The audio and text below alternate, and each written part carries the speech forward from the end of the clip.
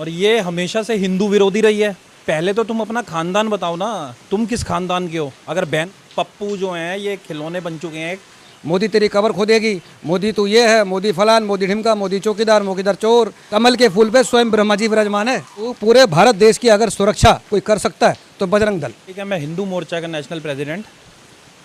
और अभी जैसे बताया कि भाई ये पीएफआई और बजरंग दल को बैन करने के लिए, तो ये कांग्रेस है, ये कुछ भी बोल सकती है। और ये हमेशा से हिंदू विरोधी रही है। इन्होंने हमेशा हिंदुओं के खिलाफ ही काम किया है। और ये जो बताया मैंने कि कहते हैं कि भाई हम बजरंग दल को बैन करेंगे, पीएफआई को भी बैन करेंगे। पहले तो तुम अपना खानदान बताओ ना, तुम किस खानदान के हो। अगर बैन करना होता तो इन्होंने 70 वर्षों से आज तक बैन क्यों नहीं करी थी।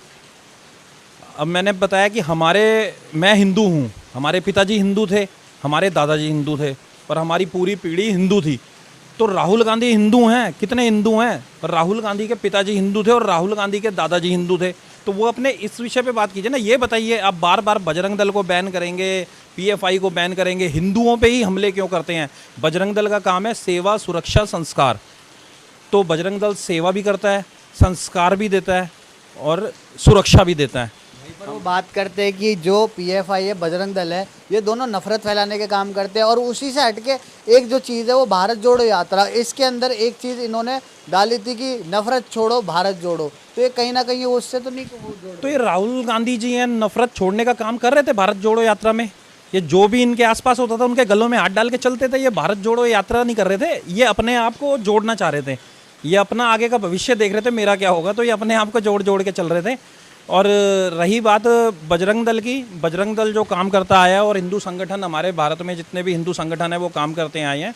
तो इनको बैन करने से या उससे कुछ नहीं होगा। ये हिंदू अब जाग चुका है, अब हिंदू इनकी बातों में नहीं आएगा। और हिंदुओं को पता है क्या करना है, कौन हमारे देश हित में है, कौन समाज के हित में है, किसका क्या कार्य है। वो बस इनकी ये बकवासबाजी सुनता रहते हैं। और ये एक पप्पू जो हैं ये खिलौने बन चुके हैं बच्चों के खेलने के लिए। तो वो यही काम कर रहे हैं अपना, अभी बच्चों का मन बहला रहे हैं वो, और ऐसे ही कर रहे हैं।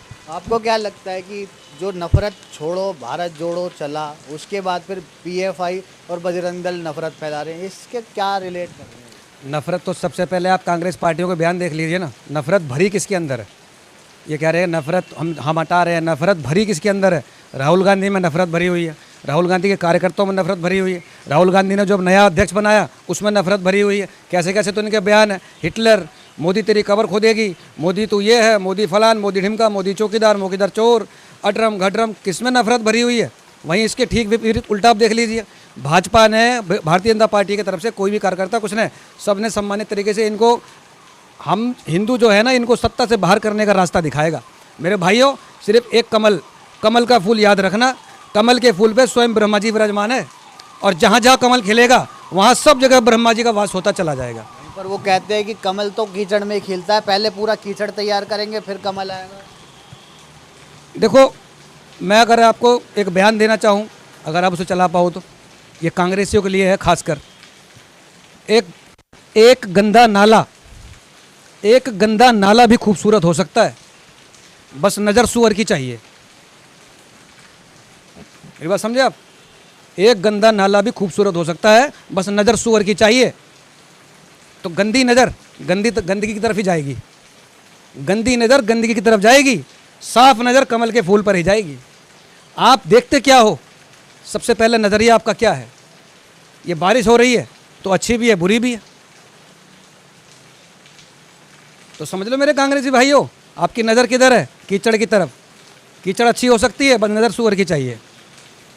क्या लगता है कि इन्होंने बयान दिया, उसमें बोला कि पीएफआई से खतरनाक जो है वो बजरंग दल है। हाँ बिल्कुल, बजरंग दल पीएफआई से तो खतरनाक दल है, मैं मानता हूँ इस बात को। वो इस मामले में है, पूरे भारत देश की अगर सुरक्षा कोई कर सकता है तो बजरंग दल।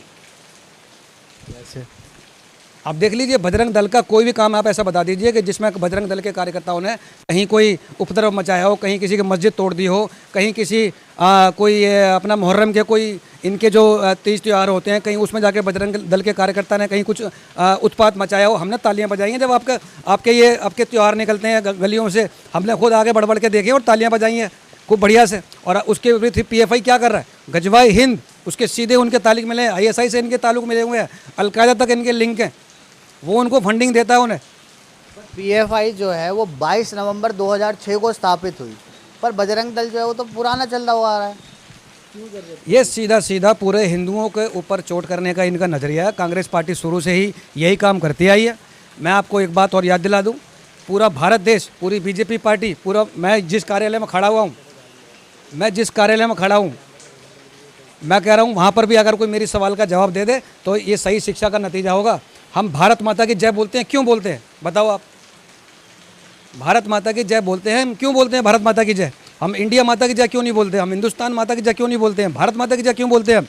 मैं सभी दर्शकों को याद दिला दूं, शकुंतला माता जिनके बेटे भरत, उन भरत के नाम से हमारे देश का नाम भारत पड़ा था। अगर ये हमें पूरे भारत देश को सिखाया जाता ना तो हम शकुंतला माता की जय बोलते हैं, उस भरत की जय बोलते हैं, भारत माता की जय। ये आज तक हमें पढ़ाया नहीं, ना लिखाया ना सिखाया। जब 1947 में देश आज़ाद हुआ था, 25 साल लगातार मुस्लिम देश के मुस्लिम समुदाय के शिक्षा मंत्री रहे, जिसकी वजह से आज हमारे पूरे हिंदुओं की ये हालत है। हमें यही नहीं पता, हम भारत माता की जय का जयकारा सब बोल देंगे, भारत माता की जय, भारत माता की जय, पर ये जयकारा लगाते क्यों है? हर किसी हिंदू को नहीं पता।